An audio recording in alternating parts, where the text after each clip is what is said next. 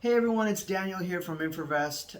Just wanted to do a quick video talking about this article that comes out from Bloomberg. Basically says King Corn to the rescue for food inflation as plantings rise.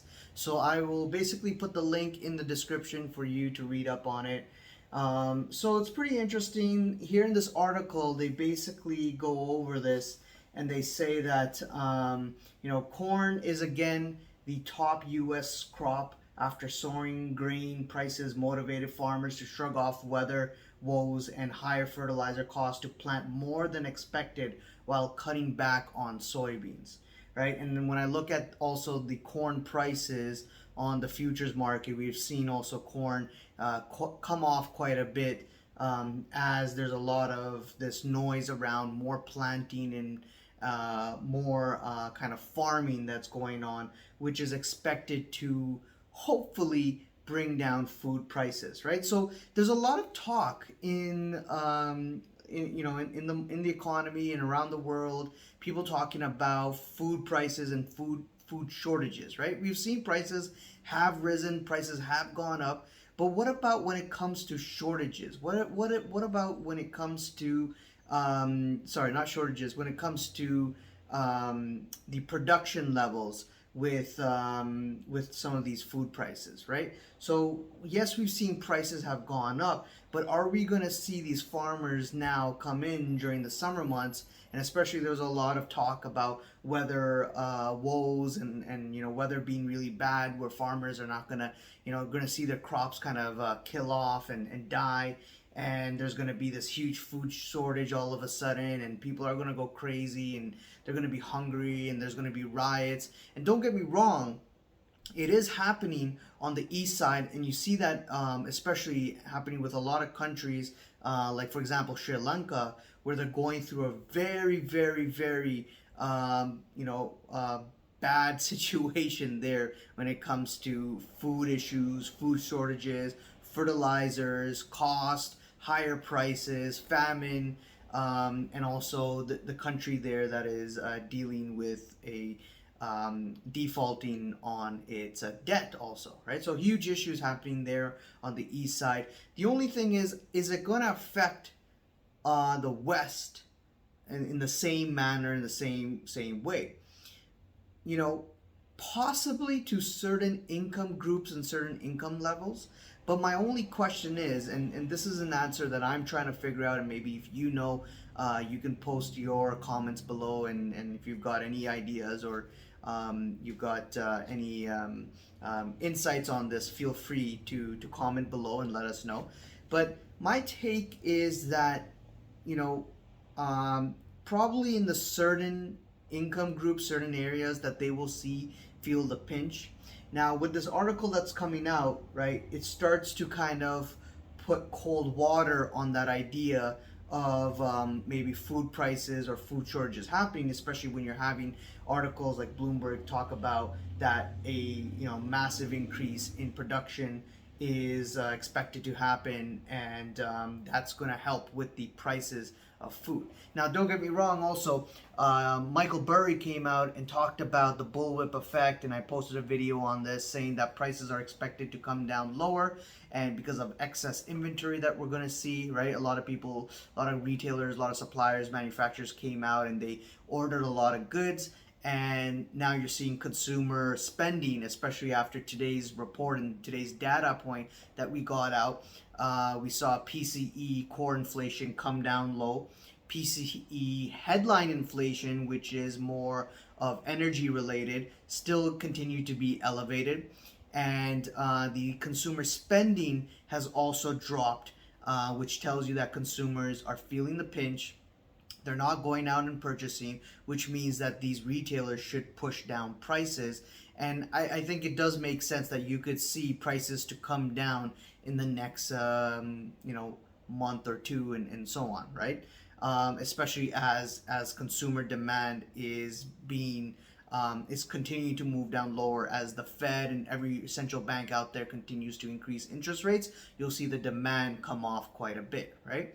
So with that, with less people spending, keeping prices, hopefully, well, more on the core side, keeping it lower. The only question is on the headline side with energy prices, will we see those prices come off lower as well? And I think you could see it if there's a demand shock, and if you get that very harsh recession that comes off, then probably you might see some selling pressure in the oil market as well. Now, when I look at oil here, it's around $105 per barrel, right? It has come off since the past, past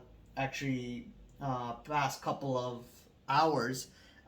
We were at a high of $114 just a day ago, and now we're down to 105, right? So a lot of swings in the commodity markets and the oil market. When I look at corn and other commodities as well, corn has also dropped quite a bit, and also potash stocks, right? If you know that potash, I believe 95-98% of potash goes into fertilizer, and fertilizer is used to create utilized quite a lot in the agriculture industry to produce food, right? So if you're seeing the cost of potash come down, or fertilizers to come down, or we're producing more, right? When I look at these stocks, these potash stocks, they have all risen up since COVID pandemic up until the highs of 2021. They've skyrocketed, and a lot of them have retraced that move, which makes me think that probably more inventory might start showing up, especially when it comes to producing more food, and possibly with fertilizer and potash that might ease this food inflation, right? Now, when I just do a search around on Google, and you look at the top countries that produce potash, and I'll link this in the description as well. Canada's number one when it comes to potash production, right? So about 31% of the potash production in the world comes from Canada. Number two is Russia, makes up about 20%.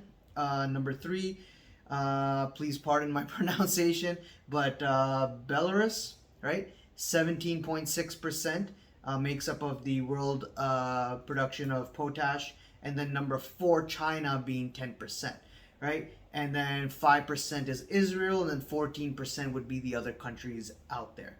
So when you put Russia and China together, right, a lot of the issues with supply constraints are happening with Russia, with China. When you add them together, it makes up about 30%, right? And when you add up Canada and Belarus, right, Belarus is more in Europe, so that makes up about 48%, right? So 48% on the west side that you have potash, and then 30% on the east side. And the reason why I'm comparing the two is because if there is shortages to happen, or inventory issues to all of a sudden come up again, it would happen mostly on the east side, is my belief, which is coming from China and Russia, right? Because of all the conflict of war and the coronavirus, and etc. and etc. So they make up about 30% in terms of that. But in terms of, US and Europe and Canada, definitely combining Canada and Belarus, that's 48%, and that might put, the pressures on food kind of come off. You might see pressures on food kind of dip a little bit, because you can rely on maybe countries like Canada and Belarus to help out in that scenario, right? So that's just a little bit of a quick search and idea and analysis on, where is this potash coming from. Now, in terms of this Bloomberg article, right, when I scroll down a little bit here, I think it was mentioning here that the USDA signaled that more revisions may be coming later in the season. In special note within the report, it said that some farmers turned in surveys even though planting wasn't completed by mid-June. The agency is collecting additional data on crops, including corn, soybeans, wheat, and canola. That will be published in August, so we'll get more of a better idea when that comes out. And then when I scroll through this article a little bit more, I believe there is an association with the farmers, in terms of dealing with food and food prices and production. And I believe that association basically mentioned and told farmers to start basically producing more, right? I'm trying to read through this report right now. I'm trying to find out where that line is. Um, I can't find it, but if you do, you can copy and paste that and post that in the chat. But when you look at, there's a comment here. The market signals were clear. Get it planted by Kevin McNew, chief economist and agriculture tech firm from the Farmers Business Network. Right. So they're getting the news that okay, start farming. If you can get more government intervention saying that start producing more, produce as much as you can to bring down the food prices, it would definitely help. Now on the other side, if you play devil's advocate, right, we've been talking about and mentioning that you could probably see prices come down in the coming months. You can maybe see also food prices to come down as well if production increases. But what if it doesn't, right? What if the production doesn't increase? What if there is weather constraints, right? That's going to put a lot of issues in terms of food prices and in terms of, people going out and spending more in the economy, right? So because if you see your essentials like energy, utilities, and food, if you see that continue to rise, more of your money is gonna allocate towards there rather than the other nonsense items that you really don't need, right? And those items have been ordered a lot from Target, from Walmart, and you are seeing that all of those excess inventory is sitting there on the shelves. And I went to Walmart just recently in my area. I don't know if you see the same thing in your area.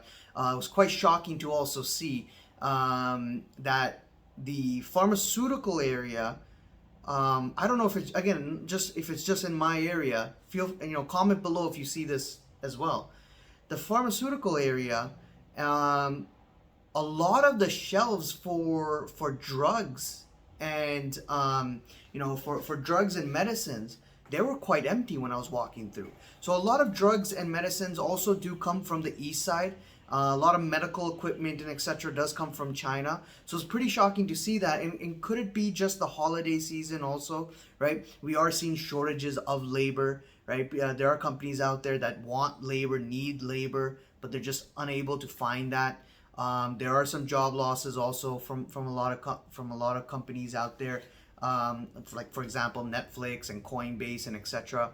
Right? So, is this going to be temporary, or are we going to see the shortages on even medical goods and medicine and whatnot, which are also essential and very important? So my take is probably in the next month or so, or a couple of months, we could probably see prices come down. And then as we approach September and onwards, I feel that the inventory issue is gonna rise up again. I feel that when a lot of these retailers are sitting there and they have this excess inventory, they're probably going to look at what they have, and then based on what they have, they're gonna order less. And then when, let's say, September comes by, as we start to get cooler and cooler, probably also less production from farmers as the weather starts to change, I think food prices will start to rise. Essentials of main things like food and energy prices may also continue to rise. Who knows what's going to happen on the supply side, especially coming from China. And when that, let's say, demand starts to come back and people are coming back and purchasing more of these essential goods, then you'll see also the prices continue to be elevated. Now, with food shortages, right? Will we see food shortages in North America? Will there be no food in the shelves? Very hard for me to predict and tell you yes on that. I think the North America is well positioned to handle production when it comes to food, because they especially the U.S., they produce a lot of commodities and a lot of food as well, and that is also shipped and exported. So I think in terms of shortages, there may not be that much of an issue, but in terms of cost and higher prices, that may cause an issue down the road as we may approach December or those months, right? And again, the idea of a recession looming is another issue that could come up, which means that you have also the bond market. If you look at the bond market, they're starting to slowly price in rate cuts that might come in 2023. So if we get the recession sooner, then what does that mean? Is the Fed going to pause? Are they going to start cutting rates? They're going to start stimulating money. You heard from California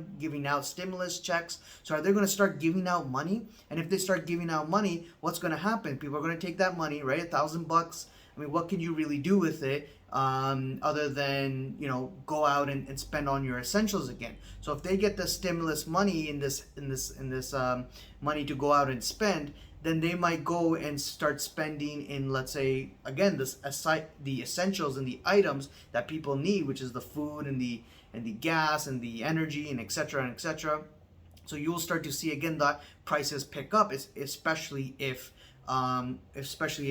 this recession comes very, very soon and the central banks come to save the day by cutting rates and pumping money into the system. So definitely that wouldn't solve the issue with inflation. Definitely you can see inflation come back. So I think it's going to be kind of a cycle where we dip and then it comes back again, and then the central bank has to do something to fight it, maybe raise rates again, and then bring down inflation to reach to their 2% target. So I don't think we're out of this mess. I don't think that we're it's a done deal. Inflation is solved. When I see these articles, sure, maybe temporarily, but I don't think it's a done deal kind of thing. So let me know what you think. Leave a comment below. Give a like to this video if you like this video, and subscribe if you'd like to follow for more videos like this. All right, guys, see you around, and goodbye.